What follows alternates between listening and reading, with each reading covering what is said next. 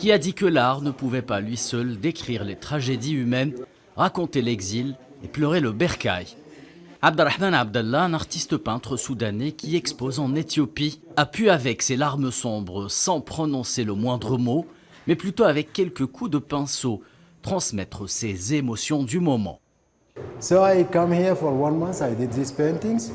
Je viens ici pour 1 mois et j'ai fait ces peintures parce que j'ai beaucoup de sentiments à exprimer à propos de la guerre et de ce qui nous est arrivé. J'ai toujours beaucoup de temps ici, ce n'est pas lorsque je suis chez moi. Il faut aller au marché pour apporter des choses, alors qu'ici, je consacre tout mon temps à la peinture, à ce projet que j'ai appelé « Larmes sombres », car c'est ainsi que je ressens les ténèbres qui se sont abattues sur le Soudan.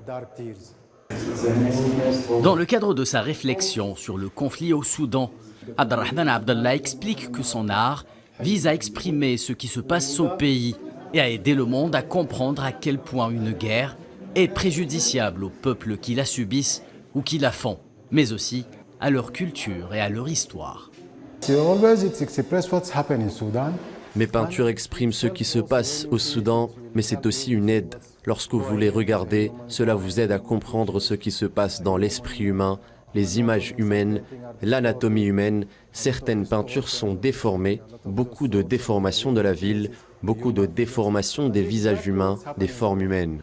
C'est exactement ce qui se passe dans la guerre. Les gens peuvent donc en tirer un message, qu'il s'agisse d'un message visuel ou d'un message psychologique, et voir que quelque chose est arrivé à ces êtres humains.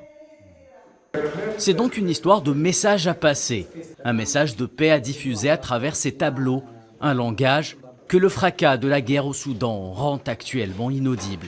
Nul n'est prophète en son pays. Abderrahmane Abdallah le sait pertinemment.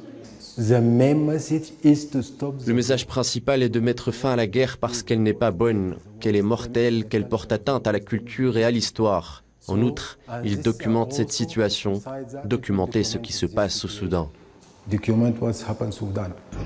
Au Soudan, voici maintenant plus de 4 mois que la langue des armes et de la mort l'emporte sur toute autre forme d'expression de la vie.